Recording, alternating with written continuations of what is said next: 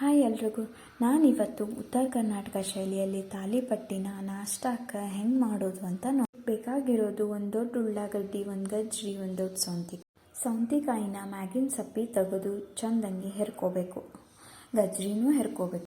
ಎರಡು ಹೆರ್ಕೊಂಡ್ಮೇಲೆ ಒಂದು ಹಿಟ್ಟು ಕಲಸೋ ಬುಟ್ಟಿ ತಗೊಂಡು ಅದಕ್ಕೆ ಹೆಚ್ಚಿರೋ ಉಳ್ಳಾಗಡ್ಡಿ, ಹೆರ್ದಿರೋ ಸೌಂತಿಕಾಯಿ, ಗಜ್ರಿ ಎಲ್ಲನೂ ಹಾಕೋಬೇಕು.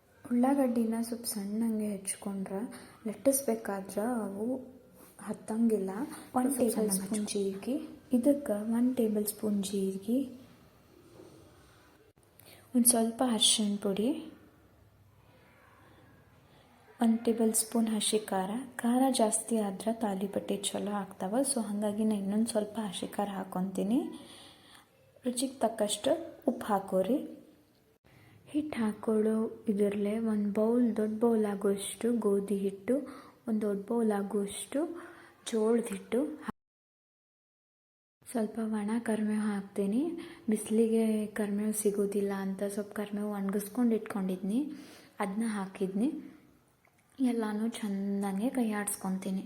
ಸೊ ಸೌಂತಿಕಾಯಿ ಒಳಗೆ ನೀರಿನ ಕಂಟೆಂಟ್ ಇರ್ತೈತಲ್ಲ, ಸೊ ಅದನ್ನೆಲ್ಲ ಕಲಿಸ್ಕೊಂಡ್ರೆ ಎಲ್ಲ ಹಿಟ್ಟಿನ ನೀರೆಲ್ಲ ಹೀರ್ಕೊತೈತಿ. ಸೊ ಚೆಂದಾಗಿ ಕೈ ಆಡಿಸ್ಕೊಂಡು ಎಲ್ಲ ಕೈ ಆಡಿಸ್ಕೊಂಡ್ಮೇಲೆ ಈಗ ಸ್ವಲ್ಪ ನೀರು ಹಾಕ್ಕೊಂಡು ಕಲಿಸ್ಕೊತೀನಿ.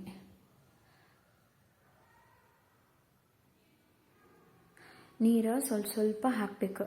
ಒಮ್ಮೆ ಭಾಳಷ್ಟು ಹಾಕಿಬಿಟ್ರೆ ಹಿಟ್ಟು ಮೆತ್ತಗಾಗ್ಬಿಡ್ತೈತಿ, ತಾಲಿಪಟ್ಟಿ ಉದ್ದಾಕ ಬರುವುದಿಲ್ಲ. ಸೊ ಹೀಟಿ ಸ್ವಲ್ಪ ನೀರು ಹಾಕಿ ಚಪಾತಿ ಹಿಟ್ಟಿನ ಹದಕ್ಕೆ, ಅಂದ್ರೆ ಸ್ವಲ್ಪ ಮೆತ್ತಗೆ ಮಾಡ್ಕೊಂಡ್ರೆ ತಾಲಿಪಟ್ಟಿ ಮೆತ್ತಗಾಗ್ತಾವೆ. ಸೊ ಹಾಗಾಗಿ ಸ್ವಲ್ಪ ನೀರು ಹಾಕ್ಕೊಂಡು ಕಲಿಸ್ಕೋಬೇಕು. ಭಾಳ ಮೆತ್ತಗೆ ಮಾಡ್ಕೊಂಡ್ರಿ ಅಂದ್ರೆ ಉದ್ದಾಕ ಬರೋಂಗಿಲ್ಲ.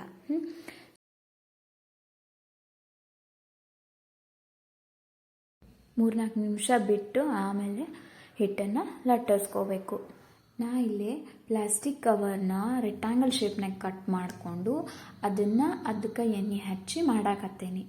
ನೀವು ಬೇಕಿದ್ರೆ ಪರಾಟ ಮಾಡೋ ಪ್ಲಾಸ್ಟಿಕ್ ಇರುತ್ತಲ್ಲ, ಪರಾಟ ಮಾಡೋ ಶೀಟ್ ಸಿಗ್ತೈತಿ, ಅದನ್ನು ತಂದು ಮಾಡ್ಕೋಬೋದು. ಹಳೆ ಕಾಲದಾಗ ತಾಲಿಪಟ್ಟಿನ ಕೈರುಟ್ಟಿ ಬಡ್ದಂಗೆ ಕೈಯಾಗ ದಪ್ಪಂಗೆ ಮಾಡಿ ಒಲ್ಯಾಗ ಬೇಯಿಸ್ತಿದ್ರಂತ. ಎಷ್ಟು ಮೆತ್ತಗೆ ಆಗ್ತಿದ್ವು ಅಂತ ಹೇಳ್ತಾರೆ. ನಮ್ಮ ಮನೆಗೆ ಒಬ್ರು ಅಜ್ಜಿ ಅವಾಗವಾಗ ಬಂದಿರ್ತಾರೆ. ನಾ ಏನರ ಹಿಂಗೆ ತಾಲಿಪಟ್ಟಿ ಮಾಡತ್ತಿದ್ನಂದ್ರೆ ತೆಳ್ಳಗೆ ಉತ್ತೀನಲ್ಲ. ಸೊ ಅವ್ರೇನು ಅಂತಿದ್ರು ಅಂದ್ರೆ, ಏನವ ನೀವು ಈಗಿನವ್ರು ತೆಳ್ಳಗೆ ಉತ್ತೀರಿ, ನಮಗೆ ಹಿಂಗೆ ಬಗೆಹರಂಗಿಲ್ಲ ಸರಿ ಅಂಥೇಳಿ ಒಲೆ ಮ್ಯಾಗ ತಾವ ಕುಂತ ಕೈಯಾಗ ತಾಲಿಪಟ್ಟಿ ಬಡ್ದು ಚೆಂದಂಗೆ ಎರಡು ಕಡೆ ಬೇಯಿಸ್ತಿದ್ರು. ದೊಡ್ಡವ್ರ ಕೈಯಾಗಿನ ರುಚಿ ತಿನ್ನೋದಂದ್ರೆ ದೊಡ್ಡ ಖುಷಿ ನೋಡ್ರಿ.